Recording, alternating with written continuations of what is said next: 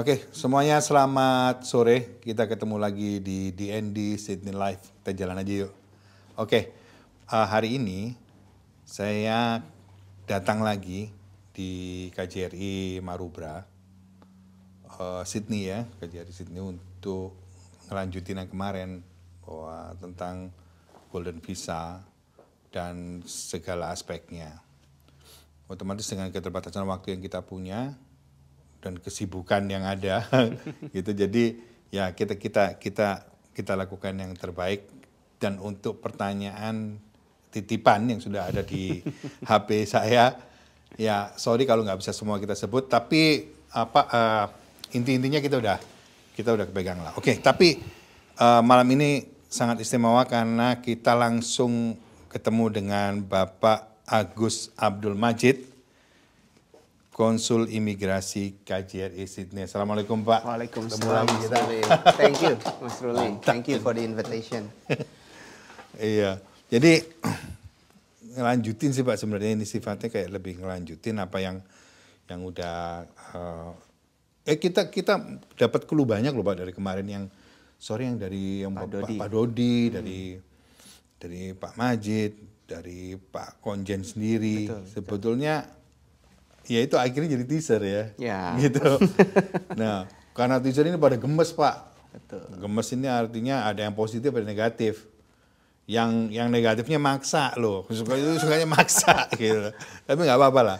Tapi demi kita semua. Tapi iya memang penting. Informasi yang kayak gini kan memang menimbulkan curiosity gitu loh Pak buat kita. Oke Pak. Nah, untuk yang awal, saya tetap berharap Pak Majid tetap sehat. Alhamdulillah, terima kasih. Serta keluarga semuanya, terima kasih banyak. Selama ini kita kenal Pak Majid itu very ini loh Pak, kooperasi kerjasamanya oke loh Pak. Waduh. Beneran, saya nggak bermaksud ini ya. Ini juga apa yang mereka omongin sih maksudnya. Dan saya harus sampaikan ke Pak Majid. Thank you very much Pak Majid atas waktunya. My pleasure. Nah, jadi untuk pertanyaan langsung aja Pak ya, kita langsung ini loh Pak. Jadi hal yang paling krusial tentang dual citizenship itu, karena memang ada beberapa info yang masuk, kayak link-link yang dikirim ke saya itu kevalitannya bagaimana? Oke, kalau kita mau belum bicara masalah valid, ini apa Pak? Itu maksudnya ini sesuatu yang masih digodok kah atau ujungnya kemana gitu? Monggo silakan Pak. Siap. Terima kasih Mas Ruli, Sobat DND Live Sydney Live yang berbahagia. Sydney Live, DND Sydney Live yang berbahagia. Stay tune, selalu subscribe dan monitor ke channel DND Sydney Live. Thank you. Terima kasih banyak. Ya, terima kasih juga sudah mengundang kami. Sungguh ini juga merupakan bagian dari tugas dan tanggung jawab kami, memberikan sosialisasi terkait kebijakan keimigrasian dan kewarganegaraan yang memang selalu hangat lah kalau didiskusikan ya. Saya ingat kemarin hari Jumat itu Pak Direktur Izin Tinggal Keimigrasian Ditjen Imigrasi itu bicara sampai 2 jam. Betul. Saya yang sudah nyiapin paparan juga, akhirnya saya mundur tak beraturan. Saya nggak jadi paparan karena memang udah kemalaman. But that's okay. I mean the issue is very interesting ya. Very eye catching. Apalagi ditambah dengan sensasi-sensasi 2 hari lalu yang disampaikan oleh Menko Marinvest ya, Pak Luhut. Sangat sensasional mengenai tawaran atau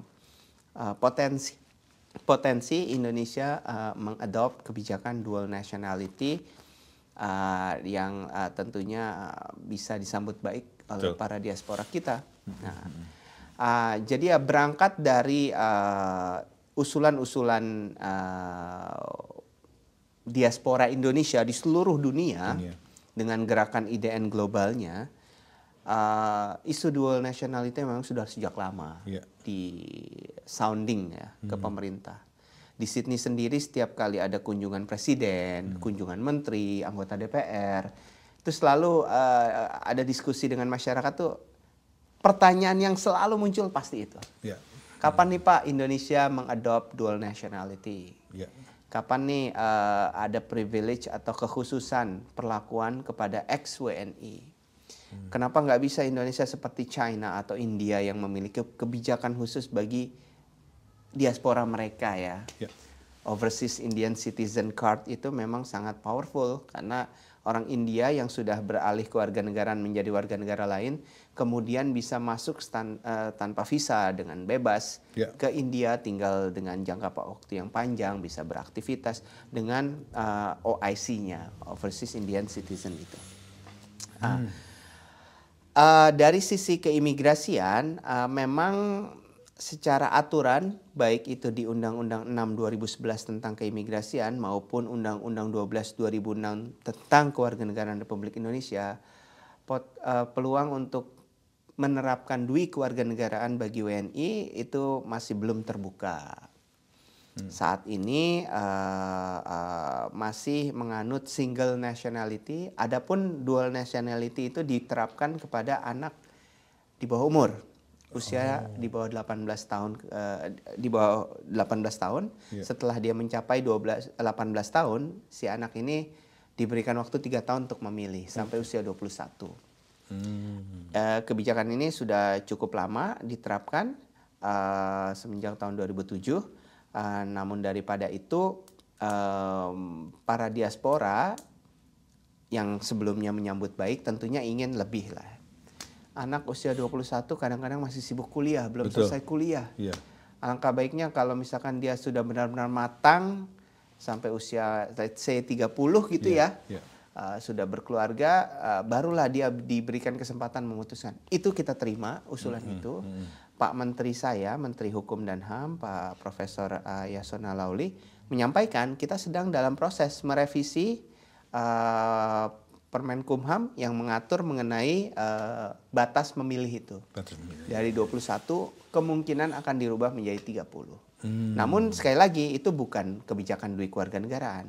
Hanya batas waktu memilih kewarganegaraan. Dari yang sebelumnya anak di bawah umur yang boleh memiliki kewarganegaraan ganda sampai dia usia dewasa, sebelumnya batasnya 21 menjadi 30. Ini sedang dibahas. Itu mungkin salah satu kabar baik yang ingin saya sampaikan. Dari sisi keimigrasian, kita juga memiliki Permenkumham 22 tahun 2023 yang kemudian direvisi dengan Permenkumham nomor 11 tahun 2024 yang memberikan kebijakan-kebijakan visa jangka panjang khususnya bagi diaspora visa. Dengan visa tersebut, ex-WNI yang sebelumnya memerlukan penjamin di Indonesia, kemudian dia bisa menjaminkan dirinya dengan menabung, membeli obligasi atau reksadana. Jadi nominal. Ulang dikit Pak, menabung, obligasi atau reksadana. Jadi uang itu nggak kemana-mana, tetap jadi milik yang bersangkutan, bisa dimanfaatkan juga. Hanya saja dia bisa memberikan kontribusi dalam bentuk kapital lah, menggerakkan roda ekonomi di Indonesia. Selain dia juga mungkin mau berkontribusi di bidang lain ya, di bidang seni budaya seperti Mas Ruli sebagai pakar budaya, atau dia mau membagikan talent atau skillnya untuk menggerakkan UMKM di Indonesia seperti itu. Itu boleh. Jadi ya tentunya sebagaimana kebijakan negara lain, kalau kita ingin tinggal jangka panjang, pastinya negara itu akan meminta jaminan nih. Anda sanggup nggak membiayai hidup selama tinggal jangka panjang ini? Makanya make sense sih sebenarnya. Itu kebijakan yang sudah umum lah diterapkan di banyak negara. Betul. Jadi ya memang diminta dan nominalnya untuk diaspora paling rendah dibanding yang lain sampai MM-an ini kan cuma sekitar 500 juta lah ya untuk rupiah untuk diberikan ditanamkan dalam bentuk obligasi atau reksadana seperti itu. Nah, itu dari sisi keimigrasian. Nah, kemudian baru hari ini tadi pagi saya ikut rapatnya dari Menko Polhukam atas arahan Pak Presiden sepertinya ingin lebih jauh lagi memberikan privilege atau kebijakan bagi diaspora, bagi ex-WNI. Dan tadi pada rapat itu ditampunglah masukan dari beberapa asosiasi ya, Perca Perkawinan Campur, dari IDN, dari Sri Kandi di beberapa negara yang memang ingin adanya kebijakan dual nationality diterapkan bagi ex-WNI atau keturunan dari ex-WNI. Dari sisi ekonominya dalam paparan itu memang bisa secara langsung mungkin dirasakan apabila talent-talent atau ex-WNI yang sudah memiliki kapital yang besar di luar negeri, memiliki aset, bisa dikontribusikan juga ke Republik Indonesia untuk membantu membangun dinamika perekonomian di dalam negeri. Ya. Tentunya tidak hanya dalam bentuk remittance, tapi juga dalam bentuk kontribusi skill, knowledge, talent, mungkin juga kontribusi sharing budaya seperti itu. Nah ini sebagai dampak positifnya. Namun di sisi lain ada juga pertimbangan-pertimbangan dampak negatifnya dari penerapan duit kewarganegaraan. Tentunya ada banyak kasus-kasus di mana kebijakan duit kewarganegaraan kemudian disalahgunakan untuk tax evasion, menghindari pajak, untuk melarikan aset, seperti itu. Ada banyak case seperti itu. Oleh karenanya, pemerintah Republik Indonesia mulai beberapa waktu lalu sampai saat ini sedang mengkaji.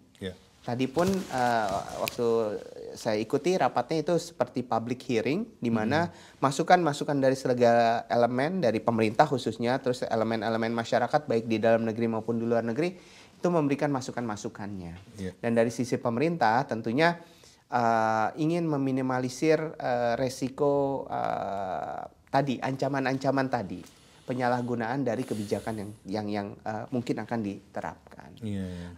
Untuk kebijakan dual nationality ini bisa berjalan secara baik, tentunya ada beberapa regulasi atau undang-undang yang perlu disesuaikan. Undang-Undang Kewarganegaraan nomor 12 tahun 2006, Undang-Undang Adminduk, Administrasi Kependudukan, karena dalam tata pemerintahan di daerah di Indonesia itu masih administrasi kependudukannya masih membedakan antara WNI dan WNA, dan belum ada klaster khusus bagi berkewarganegaraan ganda, belum ada. Terus undang-undang agraria pastinya. Ini banyak pertanyaan, bagaimana kalau ex-WNI punya aset dalam bentuk tanah. Nah ini yang mengatur adalah undang-undang agraria. Belum lagi undang-undang perpajakan, karena masih juga membedakan antara WNI WNA. Belum dukcapil, seperti itu. Yang pasti ujungnya nanti keimigrasian. Bagaimana imigrasi mengelola dan mengklasifikasikan satu kelompok lagi, tidak hanya WNI WNA tapi juga yang dual. Ini masih dalam pembahasan. Saya pribadi sih optimis. Ini akan menjadi kebijakan yang baik dan mengakomodir masukan-masukan dari semua elemen yang semoga bisa memberikan manfaat juga bagi para diaspora kita yang ada di Australia. Yang ada di Australia, khususnya ya Pak ya? Siap. Oke Pak. Wow.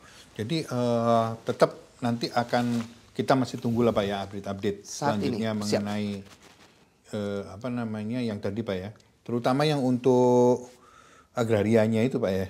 Agraria, betul. Adminduk, agraria yang memang fundamental lah. Untuk in order kebijakan ini berjalan smooth dan ada manfaat yang dirasakan oleh para diaspora, tentunya harus ada perubahan. Percuma kalau punya kewarganegaraan dual tapi nggak boleh punya tanah, kan sama aja. Iya, makanya dari itu Pak itu. Sebetulnya banyak yang terbentur gitu. Itu dengan masalah waris sih sebetulnya Pak. Karena kecuali kalau mereka yang saya lihat Pak, kecuali kalau baru mau niat beli nih, itu masih belum ada kepastian gitu kan. Tapi kalau barang udah terlanjur kan Pak, namanya juga waris turun temurun gitu. Nah itu mungkin yang mungkin akan mereka try to find out gitu loh, gimana caranya. Oke Pak, mungkin saya perlu sedikit statement dari Bapak. Ini seandainya Pak mereka kepingin tahu tentang itu lebih jauh, bisa Pak ya datang ke konjen terus nanya-nanya, dibantu link atau segala macam ya Pak ya? Siap. Saya mungkin bukan pakar ya di bidang undang-undang agraria. Kementerian yang mengelola kebijakan tersebut adalah Kementerian ATR BPN, Agraria Tata Ruang Badan Pertanahan Nasional. Dan di situ ada set of regulation-nya. Dan saya belum cek juga di websitenya apakah itu tersaji secara menarik dan informatif ya. Semoga sih ya. Namun secara umum dari sisi undang-undang waris sebenarnya tidak membedakan antara WNI, WNA. Jadi misalkan orang tua kita WNI dan anak-anaknya kemudian yang tinggal di Australia kemudian menjadi warga negara Australia, anak-anaknya tetap berhak menerima waris dari orang tuanya yang ada di Indonesia. Sekarang yang membedakan perlakuannya itu dari sisi hak menerima waris itu sama. WNI WNA berhak menerima waris. Karena ya tentunya ketentuan umumnya adalah anak yang satu darah lah ya. Apa maksudnya garis darah keturunan lah ya. Nah, jadi mereka tetap berhak menerima waris. Pertanyaannya, apakah bisa seorang WNA menerima waris dalam bentuk tanah? Kalau dalam bentuk benda bergerak tentu nggak ada masalah. Bisa dibawa soalnya. Tapi tanah kan tidak bisa. Itu. Nah, undang-undang agraria kita saat ini masih belum membolehkan tanah di Indonesia untuk dimiliki oleh warga negara asing. Apalagi di Indonesia itu masih mengenal hak ulayat atas tanah. Hak adat. Kurang lebih seperti di Canberra lah ya. Kan ada tuh yang hak yang orang suku asli, orang aborigin miliki, nggak boleh dibeli, nggak boleh dimiliki. Kurang lebih di Indonesia ada permasalahan-permasalahan seperti itu. Oleh karenanya Undang-Undang Agraria saat ini belum membuka ruang orang asing untuk memiliki hak milik.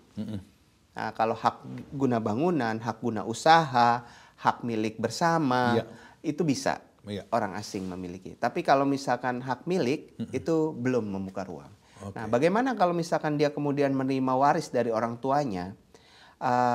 Dalam ketentuan di Undang-Undang Agraria, itu orang asing diberikan waktu 1 tahun untuk kemudian melepas atau mengalihkan kepemilikan atau hak milik dari tanah tersebut kepada WNI. Bisa dalam bentuk dijual ke orang lain atau dihibahkan ke saudaranya yang WNI. Itu bisa. Namun gimana kalau misalkan tanah itu punya nilai sentimental, punya nilai histori atau nilai emosional. Saya nggak mau jual nih. Ya bisa dikondisikan. Misalkan digunakan sebagai tanah untuk usaha. Jadi atas nama badan usahanya. Atau misalkan si ex-WNI atau WNA ini memiliki bersama dengan WNI. Misalkan menikah terus itu jadi hak bersama. Jadi itu tetap bisa dimiliki. Namun untuk saat ini Undang-Undang Agraria memang belum membuka ruang orang asing memiliki hak milik. Kalaupun nanti mau digunakan jadi hak guna bangunan 80 tahun. 80 tahun. Iya, HGB ya, HGB atau HGU untuk usaha. Selama 80 tahun juga tuh? Iya, kurang lebih sama. Tapi detailnya nanti saya cek, tapi kurang lebih seperti itu. Jadi dan itu pun kalau ketika misalkan ini WNA menjual ke WNA lain, itu riset. Misalkan dia baru pakai 20 tahun, dijual ke WNA lain. HGU-nya jadi 80 tahun lagi.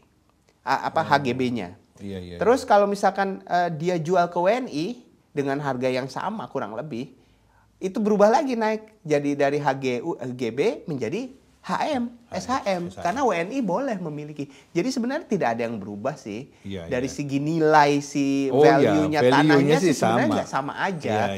Cuma memang karena keterbatasan ruang dalam Undang-Undang Agraria itu saja yang memang belum membuka ruang. Mana tahu ke depan dengan adanya pembahasan mengenai dual nationality ada perubahan-perubahan yang signifikan dalam Undang-Undang Agraria. Kita tunggu, stay tune di DND Live Sydney. Thank you banget. Iya sih Pak, jadi kemarin itu mungkin untuk lebih apa yang mereka khawatirkan itu adalah ada saat itu mereka harus melepaskan hak milik. Ada satu tahapan gitu Pak ya. Yang setelah setahun itu kan, betul dari hak milik dia harus lepas untuk jadi apakah HGB atau HGU. Itu aja sebenarnya Pak yang mereka khawatir ya. Gimana ya gitu kan, namanya juga tanah waris. Siap. Tapi ternyata gini loh, maksudnya gini. Misalkan hak itu karena dimiliki oleh WNA menjadi HGB atau HGU. 1 tahun HM. Ketika dia jual ke WNI, nilainya ya seperti HM karena WNI itu akan memiliki menjadi hak milik. Jadi sebenarnya kalau dijualnya ke WNI tentunya nggak ada yang berubah, sama aja kayak WNI menjual ke WNI. Iya, sama aja sama aja. Jadi value-nya, tapi ya kadang-kadang saya nggak mau jual karena ada nilai sentimental. Ini mungkin harus disiasati dengan tadi HGU, HGB atau hak milik bersama. Betul. Oke, mungkin itu juga yang penjelasan ini tadi udah menjawab pertanyaan dari Pak Mega Putra yang ada di Tasmania yang berusia 63 tahun ya. Wah, kemarin dia ngikutin itu, Pak. Jadi dia nitipkan pertanyaan saya yang kayaknya udah otomatis sudah terjawab ini barusan, bahwa apa namanya ya seperti itulah kondisinya. Cuman dia memang ini diwariskan kepada cucunya, Pak.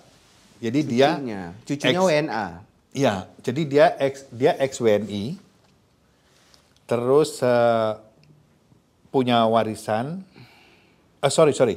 Dia masih Indonesia. Iya, paspor Indonesia yang ingin mewariskan kepada cucunya yang WNA. Jadi udah lahir sini gitu. Cucunya udah dewasa pasti ya? Udah usia dewasa ya? Udah umur 28. Ya, 28 tahun. Dewasa, iya. Dewasa. Nah, itu makanya dia kemarin itu menanyakan posisinya kalau kayak gitu gimana? Apakah bisa ini dia menerima si cucunya ini kan? Menerima bisa. Tadi Undang-Undang Waris tidak membedakan antara WNI dan WNA. Siapapun kalau punya garis keturunan yang darah ya by blood ya, itu bisa menerima waris. Betul. Nah, Undang-Undang Agraria memang membatasi WNA ketika dia menerima waris itu waktu 1 tahun untuk mengalihkan kepemilikannya ke WNI. Atau berpotensi itu tanah menjadi tanah milik negara. Mungkin itu tidak diinginkan lah. Ya, tapi mana tahu mau dihibahkan buat negara, mana tahu ya. Mana tahu negara mau bangun sekolah, mau bangun apa, mana tahu dia ikhlas ya. Ya, tapi ya kalau memang agak susah tuh. Kalau memang mau dialihkan ya bisa dijual kepada WNI atau kepada WNA lain. Nah, dengan konsep status kepemilikan yang tadi. Kalau memang dia memiliki nilai sentimental dan ingin dimiliki terus ya dengan HGB, HGU atau hak milik bersama tadi. Iya. Tapi itu balik kita itu tidak mengurangi value dari tanah itu. Betul, poinnya sih itu. Ketika akan dijual dan WNI yang mau membeli, statusnya akan upgrade lagi jadi HM lagi. Jadi WNI itu nggak rugi, bukan dia beli HGB. Itu HGB hanya karena yang miliki sebelumnya adalah orang asing. Ketika dia WNI membeli tanah itu HM. Gitu. Itu jadi balik HM lagi. Betul. Jadi value-nya nggak akan berkurang. Oke Pak, terus ini langsung saya dengan pertanyaan-pertanyaan lain ya Pak ya. Jadi yang kembali kepada tadi itu Pak, investment tadi itu loh, yang Bapak bilang itu kan, kan itu ada, kalau nggak salah kemarin saya dijelaskan itu ada beberapa cara ya tuh Pak. Betul. Untuk investmentnya itu ada yang saham tadi itu, terus ada tabungan, ya Pak ya. Nah sekarang ini yang ini Pak, yang tabungan nih, banyak juga yang nanya. Buka tabungan di Bank Indonesia, mereka umumnya minta KTP. Itu bener apa enggak saya nggak tahu. Siap. Nah, terus bagaimana dia bisa buka tabungan kalau nggak ada KTP gitu? Siap. Sebenarnya bank-bank saat ini sudah cukup progresif. Kalau Mas Ruli cek di website mereka punya rekening WNI, rekening WNA. Oh iya tuh. Iya, silakan dicek deh. Iya. Kemarin kita satu forum dengan CIMB Niaga, mereka lebih progresif bahkan. Izin tinggal apa saja mereka mau buatkan rekening bank. Saat ini secara umum hanya pemegang ITAS yang boleh membuka rekening. Jadi dia bawa paspor sama ITAS-nya. Nah kebetulan yang tadi kita sampaikan mengenai Golden Visa ini, itu semuanya ITAS ini. ITAS 5 tahun atau 10 tahun. Bahkan bisa... Golden Visa ini berarti jatuhnya ITAS ya Pak? ITAS betul. ITAS elektronik, diajukan dari luar negeri, dibayar dari luar negeri, keluar ITAS-nya elektronik ya, jadi di email. Nah, landing di Indonesia, di bandara langsung ditempel stiker ITAS. Nah, ketika datang ke bank, bawa aja paspor yang sudah ada ITAS-nya itu tadi, saya mau membuka rekening, pasti dikasih. Udah langsung Pak ya? Oh iya, pasti dikasih. Bank-bank umum pada yang besar-besar umumnya bank daerah mungkin saya belum tahu ya kebijakannya ya. Tapi kalau bank-bank umum besar itu pasti bisa. Jadi balik lagi itu informasinya bahwa iya bisa, no problem itu Pak no ya? Problem, nggak no ada masalah. problem, nggak ada masalah. Nah, memang saat ini imigrasi kan jadi ada mekanisme pengecekan. Misalkan Anda menabung senilai 500 juta nih. Iya. Nah, imigrasi kan harus punya mekanisme kontrol agar uang itu nggak cuma pura-pura ditaruh terus diambil lagi gitu. Iya. Jadi saat ini imigrasi sudah memiliki kerjasama dengan Mandiri. Karena Mandiri ngeling dengan sistem imigrasi. Kalau any recommendation nggak Pak? Kira-kira? Saat ini untuk aplikasi visa memang direkomendasikan Mandiri. Tapi tadi kemarin waktu hari Jumat tuh Pak Dir juga menyampaikan kita sedang menjajaki kerjasama dengan bank-bank lainnya. Ada BNI, Himbara itu kan 4 bank nasional, BTN, Mandiri, BRI. Mungkin nanti juga ada BCA, ada CIMB Niaga, bank-bank besar lainnya itu akan digalang. Pada prinsipnya imigrasi tidak menutup celah bagi semua bank atau badan usaha atau reksadana agar membangun koneksi kesisteman dengan sistem imigrasi. Sehingga proses misalkan orang datang saya mau buka rekening, saya ngakunya ITAS nih, tapi bank kan nggak bisa ngecek. Nah, itu dia. Ketika dia sudah memiliki interkoneksi dengan sistem imigrasi, dia bisa langsung ngecek. Seperti di sini kan ya. Bank itu kan sini langsung, tinggal bawa paspor kita, dia tahu visa kita apa status kita. Nah, kita ingin ke depan seperti itu. Imigrasi memiliki interkoneksi dengan pengelola jasa keuangan, bank, reksadana, obligasi, bahkan mungkin saham nantinya. Jadi setiap orang asing yang datang ke Indonesia ketika dia ingin membuka rekening atau membuka akun, itu sudah ketahuan detailnya. Detail termasuk status keimigrasiannya. Iya. Jadi nantinya akan begitu ya Pak ya. Siap. Tapi untuk sementara ini yang apa istilahnya dapat penunjukan Bank Mandiri ya Pak ya? Bukan penunjukan sih, kerjasama. Kerjasama aja. Jadi kita tidak menutup ruang untuk bank-bank lain membangun kerjasama. Hanya saja kan membangun interkoneksi kesisteman itu nggak simpel ternyata. Jadi yang saat ini sudah up and running itu Mandiri. Saat ini up and running adalah Mandiri. Jadi untuk amannya sementara ini ya udah ke situ aja buat kalian kemarin nanya-nanya itu ya kita dengar sendiri kan bahwa untuk sekarang Mandiri. Oke, tapi tidak menutup kemungkinan nanti ke depannya akan ke bank-bank lain yang senyaman kalian aja. Siap. Ya itu kayak gitu kira-kira Pak ya. Ya kan. Nah, terus balik yang mengenai ini Pak. Mungkin saya juga jujur aja ini pertanyaan ini kalau secara saya pribadi saya kurang tertarik sih Pak. Mengenai teks. Waduh. Nah, ya kan. Jadi mungkin Bapak kasih tahu sedikit aja biar ada guidance gitu bahwa untuk hal-hal teks dan segala macam itu mereka harus kemana untuk bisa mendapatkan istilahnya wawasan lah gitu Pak ya. Karena mereka dalam tanda kutip kan mereka pengusaha juga gitu Pak. Ada juga yang pengen balik ke sana punya modal dikit, terus dikit atau banyak, terus dia datang dia buka usaha, tapi maunya atas nama dia, semuanya kan. Usahanya ya. Iya kan. Jadi karena untuk kenyamanan, untuk keamanan, udah aku sih pengen WNA nih, X ya Pak ya, X WNI. Itu untuk masalah teks itu mereka harus kemana kira-kira untuk lebih gamblangnya gitu loh Pak. Betul. Itu silakan. Siap. Jadi memang Indonesia dengan Australia itu memiliki MOU nggak boleh kena double tax lah. Seseorang itu nggak boleh kena double tax. Iya. Nah, orang yang misalkan warga negara Indonesia lalu permanen residen di Australia, dia bekerja di Australia, ya kena pajaknya cuma di Australia. Di Australia, oke. Dia nggak akan kena pajak di Indonesia. Vice versa, kebalikannya, ketika warga negara Australia atau ex-WNI yang sudah pegang paspor Australia, dia pemegang izin tinggal jangka panjang baik ITAS maupun ITAP di Indonesia, kemudian dia ada penghasilan di Indonesia, dia bayar pajaknya hanya ke Indonesia. Penghasilannya di Indonesia tidak boleh dikenakan pajak oleh pemerintah Australia. Dia jadi yang non-resident tax itu ya. Ya pokoknya ada istilahnya lah. Saya juga kurang paham detailnya. Tapi Australia dan Indonesia baru dikasih tahu saya. Oke lah. Australia dan Indonesia itu punya MOU itu. Namun perlu dipahami ini privilege ya.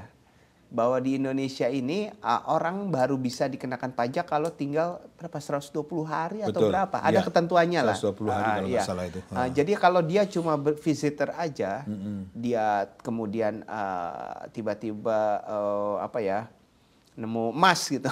Betul, iya bisa jadi. Nggak kena pajak. Sebelum dapat loto gitu misalkan. Itu nggak kena pajak.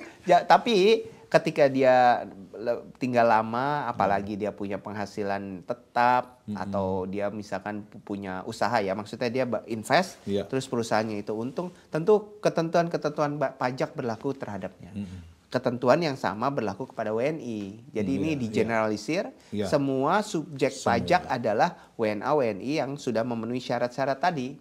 Punya penghasilan pagunya berapa, di atas sekian, baru dia bayar pajak. Terus ini jangka waktu tinggalnya. Betul, jangka waktunya. Terus waktu usahanya per tahun kan biasanya kalau kita tax report apa sih kita kalau lapor pajak tuh tax return, tax return.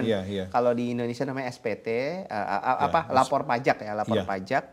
Kita harus setiap tahun di bulan Januari, Februari itu paling lambat 1 Maret itu kita lapor pajak. Jadi semua subjek pajak, subjek wajib pajak wajib melaporkan penghasilan dan aktivitas ekonominya yang mungkin bisa menjadi kena pajak gitu. Oke Pak, jadi intinya siapa aja yang mau berinvest di Indonesia untuk saat ini sebetulnya terbuka lebar ya. Sangat. Dan dipermudah ya.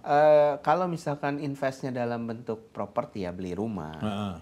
Saya kebetulan memahami sedikit ketika WNI ingin membeli properti di Australia itu ada FIRB ya, Foreign Investment Review Board. Betul. Senilai sekian. Terus nanti setelah deal ada stamp duty. Nilainya juga nggak kecil itu. Betul. 30 sekian ribu lah kalau nggak salah. Belum lagi kalau kita pakai jasa solicitor atau lawyer, ada lagi percentage yang harus kita bayar. Jadi nilai properti yang harusnya sekian 100%-nya itu yang kita bayar mungkin 130-140%-nya gitu. Karena memang stamp duty dan FIRB dan juga jasa solicitor tuh cukup tinggi. Lain halnya kalau di Indonesia itu saat ini kebijakan properti itu belum seagresif di Australia. Jadi nilainya properti sekian paling ya lebih kurang dari 10%.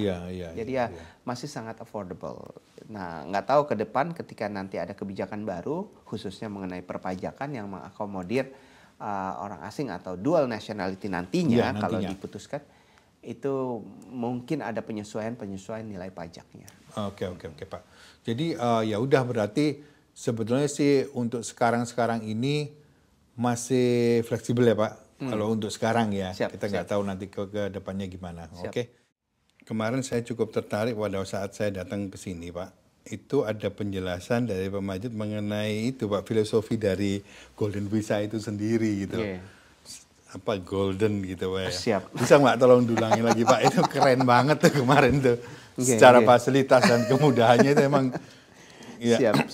Kenapa kita populerkan ya istilah golden? Tapi ini belum platinum ya, masih golden. Oh ada lagi nanti. Wah. Mana tahu nanti ada platinum visa.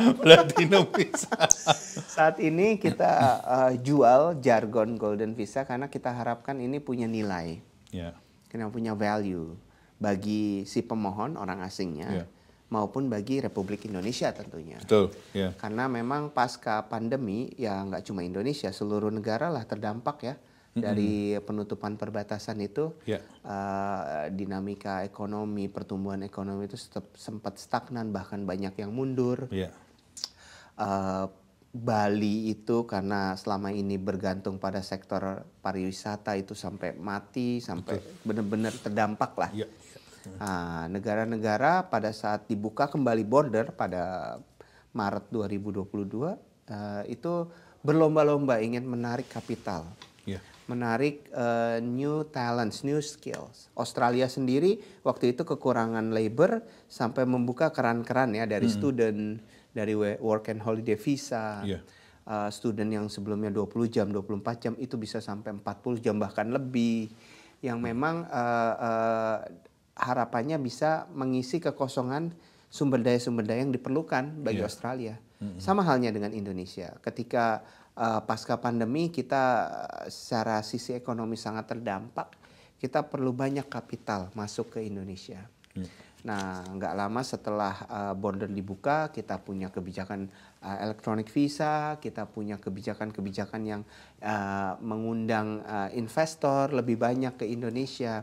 Nah, kita juga mempromosikan ini, Golden Visa, dengan harapan visa ini bernilai bagi si orang asing, si pemohon, dia bisa tinggal lama, dia nggak perlu penjamin di Indonesia, karena filosofi prinsip visa, rezim visa Indonesia untuk jangka pendek, nggak perlu penjamin. Tapi untuk visa tinggal jangka panjang di Indonesia, itu harus ada orang di Indonesia yang menjamin keberadaan dan kegiatan Anda selama di Indonesia. Itu bunyi undang-undangnya. Jadi ketika diperkenalkan dalam Permenkumham 22 tahun 2023 yang ditandatangani 24 Agustus 2023, itu orang asing bisa tinggal lama 5 tahun 10 tahun tanpa penjamin siapapun. Dia menjaminkan dirinya sendiri dengan melakukan investasi. Ada yang investasi yang nilainya besar, dia buka usaha, buka pabrik, menyerap lapangan kerja. Itu nilai investasinya cukup besar, tapi ya rewardnya juga besar kepada mereka. Mereka boleh bekerja, boleh bawa keluarga, boleh bawa misalkan dia pada level komisaris utama, komisarisnya bisa diajak sekalian. Pada level direktur utama, direkturnya bisa diajak sekalian yang orang asing. Tentu terus ada diaspora, ex-WNI. Mereka juga diberikan visa jangka panjang 5 tahun 10 tahun dengan nilai investasi nggak besar tapi tetap ada.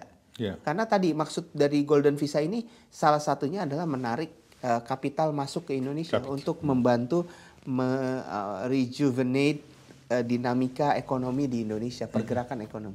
Ya hitung-hitung ini kontribusi lah bagi pemerintah Indonesia. Terus kita juga memperkenalkan second home visa, di mana orang asing bisa dapat visa jangka panjang apabila dia membeli rumah properti senilai berapa M dan mereka langsung automatically dapat visa jangka panjang, visa dan izin tinggal jangka panjang. Dan itu multiple entry. Jadi ya konsep rumah kedua ini adalah bagi mereka yang pengen stay di sini, terus kemudian stay di Indonesia, di Bali misalkan. Kalau musim dingin di Australia lari ke Bali, musim panas di Australia bisa cari udara sejuk di mana, di Bogor, di Puncak, di Batu misalkan. Seperti itu. Jadi konsep itu. Selain itu Golden Visa juga punya Silver Hair Tourist Visa. Jadi orang-orang di atas 60 tahun yang mungkin sudah punya tabungan atau superannuation atau pensiun yang cukup besar, dia bisa spend their masa tuanya di Indonesia. Dengan dia ada ketentuannya di sini, syarat dan ketentuannya termasuk biaya dan step by step permohonannya. Jadi semua ini online. Tidak perlu datang ke KJRI, bisa dilakukan sendiri, tidak perlu pakai agent atau apa.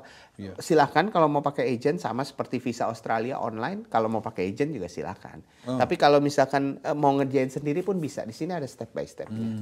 Jadi kalau mau perlu informasi lebih lanjut bisa ke KJRI, kami bisa bagikan secara gratis buku panduan dari Golden Visa ini.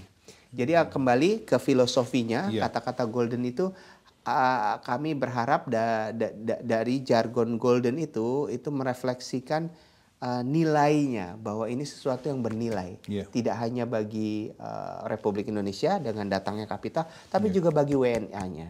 Si pemohon memiliki keleluasaan penjaminan mandiri, jadi tidak tergantung orang lain, bisa tinggal jangka panjang, multiple entry. Tentu ini kembali kepada asas praktis dan efisiensi ya. Kalau memang ke Indonesia ya cuma sekali setahun ya mungkin nggak cocok lah dengan ini. VOA aja visa on arrival. Tapi kalau misalnya ke Indonesia bisa lebih dari 6 kali, 7 kali, bahkan lebih dari 10 kali, ini cocok. karena Anda bisa dapat privilege multiple entry. Coba saya potong Siap. sebentar, Pak. Kalau gini, nah ini pas nih Pak. Kalau ada juga case-nya jarang ke Indonesia. Cuma sekali ke Indonesia maunya lama. Ini ya. pas dong. Betul. Jadi kalau visa on arrival kan cuma 30 hari. Dan itu diperpanjang satu kali for another 30 days. Jadi up to 60 days lah roughly. Kalau mau pakai visa on arrival, dan itu single entry. Tapi kalau ini 5 tahun atau 10 tahun multiple entry, mau tinggal 5 tahunnya atau 10 tahun semuanya boleh. Dan boleh bekerja Pak ya? Ada beberapa yang pada umumnya boleh.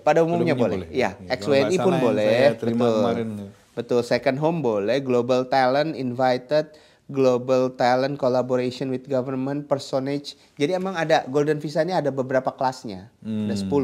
Jadi tadi yang saya sebutkan investor bikin usaha, investor tidak bikin usaha, silver hair, terus second home, ex-WNI, personage, global talent. Jadi ada kriteria-kriteria di mana orang yang memiliki talent khusus, misalkan dia lulusan dari Harvard, terus dia punya ahli di bidang metalurgi, yang Indonesia memang sangat kurang ahli-ahli di bidang tersebut, ini bisa diberikan visa jangka panjang. Atau personage, orang-orang tokoh dunia ya, seperti CEO-nya ChatGPT, kemarin dikasih tuh. Golden visa oleh Pak Dirjen Imigrasi. Jadi kita memang ingin mengattract tadi kembali ke niat awalnya, mengattract capital yang tidak hanya dalam bentuk uang ya, tapi juga dalam bentuk skill, talents, knowledge yang memang bisa dimanfaatkan oleh Republik Indonesia untuk tumbuh dan berkembang. Betul. Berarti ini kayak sebetulnya sih kalau dari keseluruhan ini semua memudahkan sih sebetulnya Pak ya. Insya Allah. Memudahkan. Betul. Dan terus gini Pak, dalam nanti pelaksanaannya itu ada nggak Pak kemungkinan istilah kasarnya itu tidak sesuai dengan apa yang kita harapkan gitu. Misalkan ternyata untuk kelengkapan data aja udah. Biasa kan Pak, itu pertanyaan ini soalnya Pak. Siap. Ntar datanya jadi susah ngelengkapinya kayak gitu-gitu. Siap. Jadi di dalam buku panduan ini sebenarnya ada ini requirements. Passport minimal 6 month validity, foto standar passport foto ya. Proof of living cost minimal 2.000 USD ini untuk spouse. Proof of guarantee from the guarantor or statement of commitment from the husband or ini penyatuan keluarga nih. Yes. Marriage certificate ya sebenarnya common sense sih. Kalau memang ini sponsornya ada suami berarti ada marriage certificate. Jadi semua ini kalau menurut saya cukup straightforward sih ya. Dan karena ini semuanya online, Bapak Ibu nggak rugi harus kirim dokumen, tinggal upload aja. Kalau memang ini hasil scan-nya kurang baik ya scan ulang. Misalkan fotonya ternyata nggak sesuai standar ya tinggal foto ulang. Sebenarnya kesulitannya beda ketimbang ketika kita harus datang bawa dokumen ke kantor imigrasi atau ke kantor konsulat. Terus ternyata ini nggak memenuhi syarat. Ya, ini kan semua online. Bapak Ibu punya banyak waktu untuk terus mencoba kalau memang nggak sesuai dengan ketentuan. Di online ini pun kalau Bapak Ibu cek ke websitenya molina.imigrasi.go.id itu ada syarat dan ketentuannya. FAQ, frequently asked question-nya juga ada. Jadi ya bisa dicoba dieksplor dulu sebelum memulai proses aplikasi. Sehingga tidak terhambat atau terkendala ketika kita harus membaca persyaratannya lagi. Jadi sebelum mengajukan aplikasi, silakan dilengkapi dulu. Jadi termasuk scan-nya pun harus dalam resolusi yang baik. Dengan format file misalkan PDF atau JPEG yang baik gitu. Agar permohonannya tidak terkendala di bidang persyaratan itu. Lain-lainnya sepertinya cukup straightforward ya. Di sini ada step dari step 1 sampai step 9 sampai sukses your application has been submitted. Jadi janji pemerintah Indonesia 4 hari kerja setelah pembayaran. Memang untuk jenis-jenis visa tertentu ada verifikasi Pak. Tapi verifikasi itu dilakukan sebelum pembayaran. Jadi ketika Anda submit online semua, biodata diisi, dokumen-dokumen diupload, selesai itu semua, nanti ada waktu petugas untuk melakukan verifikasi. Termasuk profiling terhadap siapa yang mengajukan visa ini. Kalau proses verifikasi ini sudah selesai dan dianggap orang ini layak, bisa lanjut, baru akan dikirimkan by system link untuk pembayaran. Dan pembayarannya nggak usah khawatir, nggak usah bayar di Indonesia, bayar dengan kartu kredit atau kartu debit di Australia pun sudah bisa. Jadi ini juga bentuk kemudahan yang diberikan oleh pemerintah Indonesia bagi WNA yang ingin mengajukan Golden Visa ini. Semuanya online, tinggal apply, bayar di sini dalam waktu 4 hari kerja. Visa bisa di-granted atau ditolak ya. Tapi kalau di-granted akan dikirim by email, itu bentuknya sudah ITAS. Maaf, VITAS ya, visa izin tinggal terbatas. Nanti digunakan ke Indonesia, langsung Anda memperoleh ITAS yang akan diterapkan di paspor Anda. Nah, bawa paspor ini ke kantor imigrasi atau ke bank, orang udah tahu bahwa Anda memiliki izin tinggal panjang, multiple entry. Mau tinggal sepanjang izin tinggalnya 5 tahun misalkan boleh, mau keluar masuk selama 5 tahun juga boleh. Nice. Nah Pak, terus balik yang ke apa silver hair Pak ya? Silver hair. Saya harus baca nih. Iya, itu soalnya juga gini Pak, kan ternyata tuh banyak juga yang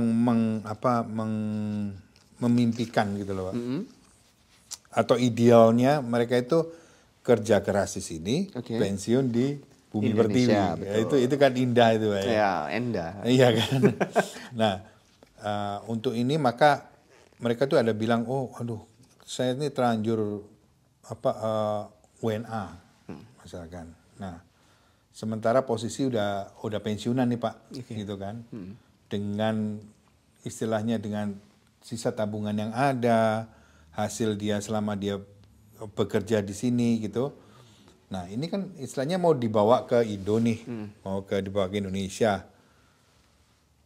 Dengan harapan dia tidak menemukan kesulitan-kesulitan yang saya sampaikan ke Bapak tadi itu loh Pak. Kayak misalkan hal-hal yang justru di luar jangkauannya dia. Namanya juga orang udah berumur kan Pak. Suruh, di mana itu ya? Misalkan dia harus nginget-nginget dulu itu dokumen gue taruh mana dulu kayak gitu kan. Siap. Ya, nah itu ada nggak Pak kemudahan atau semacam bukan janji sih tapi kayak gambaran gitu bahwa mereka-mereka yang sudah pensiun ini akan diberikan kemudahan untuk mencapai mimpinya dia tadi itu loh Pak. Siap. Jadi memang impian betul kata Mas Ruli untuk menghabiskan masa tua di Indonesia. Ya, sebagai informasi bagi rekan-rekan yang mungkin jarang ke Indonesia, kalau di Indonesia kan ada GoFood, GoClean, mau cuci baju ada, tinggal dipanggil, setrika ada, kiloan lagi. Makan mau bubur ayam tengah malam tinggal tetap keluar. Itu juara. Jadi ya memang bagi kita yang lama tinggal di Australia biasa hidup mandiri, apa-apa kerjain sendiri, bisa dimanjakan dengan gaya hidup di Indonesia dan itu tidak mahal. Cukup murah lah ya. Go Massage itu cukup murah lah. Jadi ya, memang impian betul. Dan Golden Visa Silver Hair ini merupakan terobosan dari yang sebelumnya namanya Vitas Lansia. Kalau Vitas Lansia zaman dulu udah ada C319, itu syaratnya memang agak tricky dan cukup complicated. Dia harus ke aged care di Indonesia yang terdaftar dan itu nggak banyak dan syarat-syaratnya cukup berbelit-belit. Tapi dengan Silver Hair Tourist, ini Mas Ruli bisa baca, syaratnya cukup simple. Paspor minimal 6 bulan months, foto, proof of living cost minimum $2,000. Save fund in an account with their own name, jadi buka rekening. In a state-owned bank, worth at least 50,000 USD, which must be met no later than 90 days after the ITAS is granted at checkpoint. Jadi ya nilai investasinya ini 50,000 US dollar. Nggak ada syarat lain tuh Mas. Nggak ada syarat lain. Yang sebelumnya Pak 2.000 tadi itu? Ini 2.000 itu living cost. Living cost. Ya, jadi ya kalau ditambah kan cuma 52.000 lah. 52. Udah itu aja berarti ya. Iya betul. Jadi paspor cuma 6 bulan sama pas foto. Saya rasa syaratnya nggak ada tambahan harus punya jaminan dari aged care, punya insurance. Kalau ke Australia harus medical check up, insurance segala macam kan. Betul. Kalau mau dapat PR lansia di Australia. Saya rasa itu nggak ada Pak insurance untuk health? Nggak ada. Tapi demi kenyamanan daripada uang yang 50.000 ini kepake, nggak ada salahnya beli private insurance. Tapi nggak wajib ya. Nggak wajib. Untuk Vitasnya tidak wajib. Silakan ajukan Silver Hair Tourist Visa ini dengan indeks E33E, masa berlakunya 5 tahun secara online. Saya rasa kalau misalkan yang lansia tidak bisa ini online, tidak familiar, bisa minta tolong atau gunakan jasa agent. Sama seperti Australia, Imigrasi Indonesia juga tidak menutup celah bagi agent, travel agent atau visa agent untuk membantu proses pengurusannya. Anda tinggal submit dokumen-dokumennya, Vitas itu keluar selama 5 tahun. Anda tinggal datang ke Indonesia, langsung di stamp ITAS 5 tahun. ITAS langsung ya. Datang ke bank membawa paspor yang sudah ada ITASnya, buka rekening, tabung 50.000 USD. Oh, keren. After that you will get 5 years stay permit. You will be settled for 5 years. Multiple entry, mau tinggal 5 tahun, mau bolak-balik 5 tahun, nggak ada masalah. Iya. Jadi itu tadi ternyata memang semua udah jelas ya, bahwa tidak sesulit yang kita bayangkan. Mungkin dulu ya Pak ya. Mungkin dulu ya. Jadi kita memahami itu. Oke, yang sekarang yang seperti dijelaskan tadi itu adalah bahkan insurance saja itu udah bukan requirement ya Pak ya. Tidak mandatory lah. Tidak mandatory, tidak mandatory, tapi ya kita sarankan kan begitu Pak. Namanya juga udah usia kan. Gitu. Pak, nanti mungkin di bawah nanti saya akan tampilkan itunya websitenya ya Pak ya. Monggo. Untuk lebih kejelasannya dari semuanya itu. Oke Pak. Nah sekarang ini mengenai kita udah cukup lumayan clear nih mengenai Golden Visa. Beberapa pertanyaan juga sudah kita jawab. Nah sedangkan yang lebih, misalnya mumpung ketemu Bapak ini, secara keimigrasian Pak, untuk khususnya di KJRI kita nih di Sydney, itu Bapak ada nggak sih Pak kayak pelayanan yang direct gitu loh, maksudnya apakah itu berupa call center atau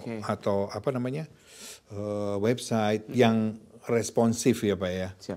Itu kemana dan bagaimana itu ya? Siap. Untuk keimigrasian aja Pak dulu Pak. Ya. Oh, khusus keimigrasian dulu ya. Oke. Kita punya kanal website, email, imigrasi.sydney@kemlu.go.id. Saya ulangi, imigrasi.sydney@kemlu.go.id.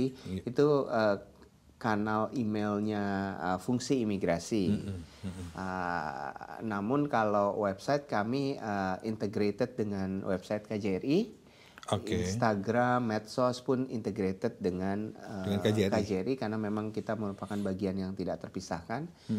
Ruang layanan kami pun sebenarnya ada di gedung KJRI dan itu merupakan bagian dari layanan kekonsuleran. Dari satu. Satu. Kita juga membuka layanan hotline, ada di website itu hotline WhatsApp ya, saya lupa nomornya, tapi ya bisa juga kalau emang ada pertanyaan. Tapi ya kalau yang terkait visa, izin keimigrasian, kewarganegaraan, jangan sungkan email aja ke imigrasi.sydney@kemlu.go.id. Kalau mau mention kita di DM-nya IG, Facebook, silahkan juga. Itu nanti ada pengelolanya, pengelola tim medsos yang personilnya ada juga yang bekerja di bagian imigrasi, sehingga pertanyaan-pertanyaan terkait keimigrasian, kewarganegaraan, visa, izin tinggal, bahkan yang kecil-kecil seperti paspor, itu monggo dipertanyakan. Nanti sebisa kami, karena waktu kami pagi sampai siang itu ada pelayanan ya, ketemu klien. Karena biar bagaimanapun layanan keimigrasian itu perlu face to face, karena ada proses pengambilan data biometrik dan wawancara yang harus dilakukan secara langsung, sehingga banyak waktu kerja kami di kantor itu habis untuk melayani customer ya. Nanti ketika sudah agak landai pelayanan di counter, di loket, baru kita coba spend time untuk jawab pertanyaan-pertanyaan itu. Tapi ya silakan kalau memang ada pertanyaan silakan. Kalau call center atau nomor telepon ada juga di website KJRI, silakan hubungi. Kita punya satu petugas di sini dan satu petugas kita menggunakan jasa Telkom Internasional. Telin yang merupakan bagian dari anak perusahaan Telkom untuk mengelola call center KJRI Sydney. Jadi kami coba profesional juga nih, melibatkan jasa profesional untuk mengelola panggilan-panggilan masuk ke KJRI. Ya, silakan, kita juga sudah bekali call center, petugas call center kita untuk pertanyaan-pertanyaan yang spesifik disampaikan kepada KJRI Sydney. Kita sudah bekali dengan jawabannya, dan apabila memang tidak bisa dijawab oleh si petugas, mereka akan refer ke saya pribadi atau ke email agar bisa kita carikan solusinya. Iya, oke. Ya, sebagai testimoni aja dari saya pribadi, saya sih nggak ngalamin isu apa-apa itu pada saat itu, ya Pak ya. Thank you. Oh iya, pas langsung Pak Majid sendiri lagi yang ngebantu saya. Maksudnya everything's fine gitu. Jadi jangan skeptis dulu deh teman-teman. Maksudnya everything okay kok. Saya sendiri saya mengalami. Nah, terus ini Pak, satu lagi Pak. Itu mengenai Easy Passport. Itu masih ada nggak Pak? Atau bakalan ada lagi nggak sih? Saat ini untuk di Sydney nanti menjelang Agustus ada. Tapi kalau di Brisbane kita udah bikin, di Tamworth beberapa waktu lalu. Kalau tahun lalu sih sudah semua ya, ke Cairns, ke Adelaide, ke mana lagi? Lismore, ke Brisbane beberapa kali, ke Gold Coast beberapa kali, itu sudah kita lakukan.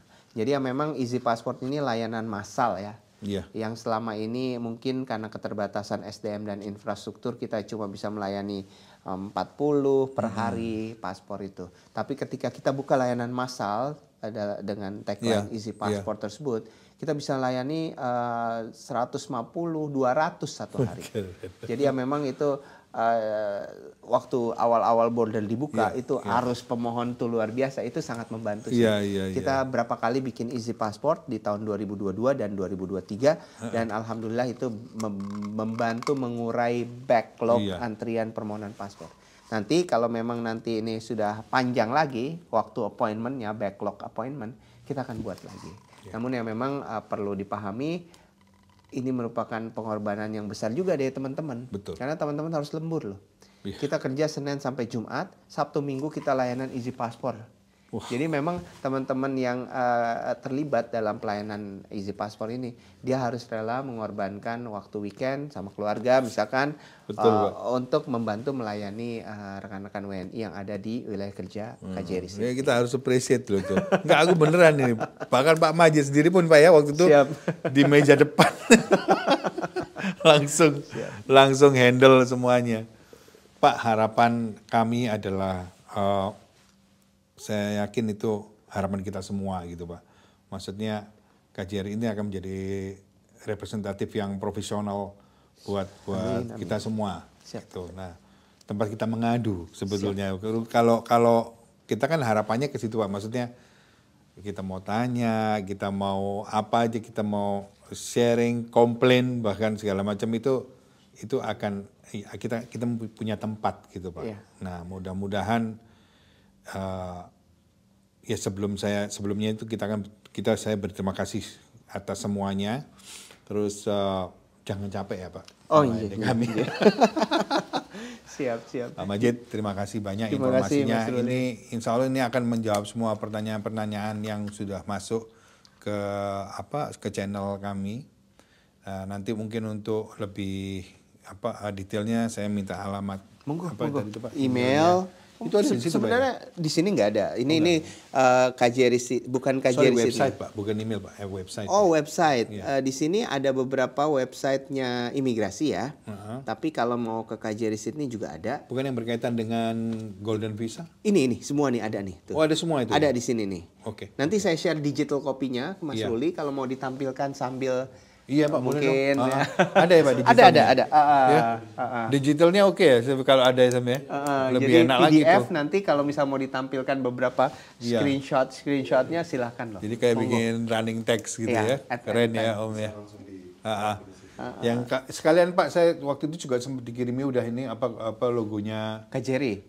Nanti kita tampilkan bareng di tempat kita. Siap, Pak, again terima kasih so much Pak. Appreciate. So much. Salam-salam buat keluarga semuanya. Mudah-mudahan kita ketemu lagi dalam waktu dekat ataupun nanti. Insyaallah. Sehat selalu Mas Ruli. Terima kasih banyak. Thank you so much. Oke teman-teman, di City Life Terima kasih semuanya, mudah-mudahan ini akan membuat kita semua jelas, terbuka semua wawasan kita tentang Golden Visa. Again, terima kasih, sukses selalu. Thank you.